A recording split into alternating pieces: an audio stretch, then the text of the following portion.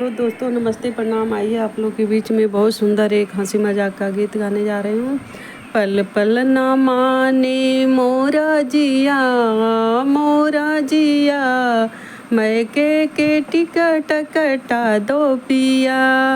पल पल ना माने मोरा जिया, मोरा जिया, मैं के टिकट कटा दो पिया।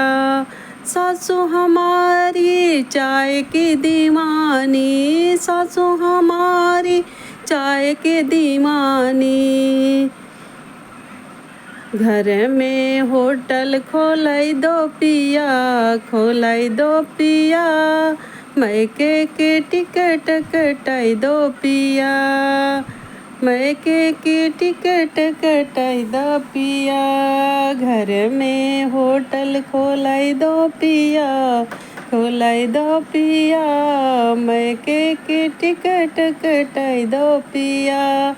पल पल न माने मोरा जिया, मोरा जिया, मैं के टिकट कटाई दो पिया।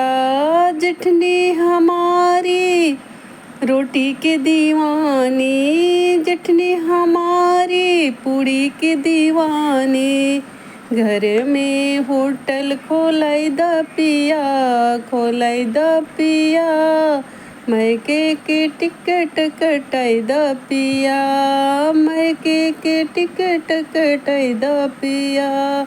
पल पल न माने मोरा जिया, मोरा जिया, मैं के टिकट कटाई द पिया। नंदी हमारी शादी के दीवानी, नंदी हमारी शादी के दीवानी, रात भर फोन पर बतियावे पिया, बतियावे पिया, नंदी के शादी कराई द पिया, नंदी के शादी कराई द पिया। पल पल न माने मोरा जिया, मोरा जिया, मैं के टिकट कटाई द पिया, मैं के टिकट कटाई द पिया। देवर हमारे पिक्चर के दीवाने, देवर हमारे पिक्चर के दीवाने, देवर के स्कूल में एडमिशन कराई द पिया, एडमिशन कराई द पिया, मैं के टिकट कटाई द पिया। देवर के एडमिशन कॉलेज में कराई द पिया, कराई द पिया, मैं के टिकट कटाई द पिया।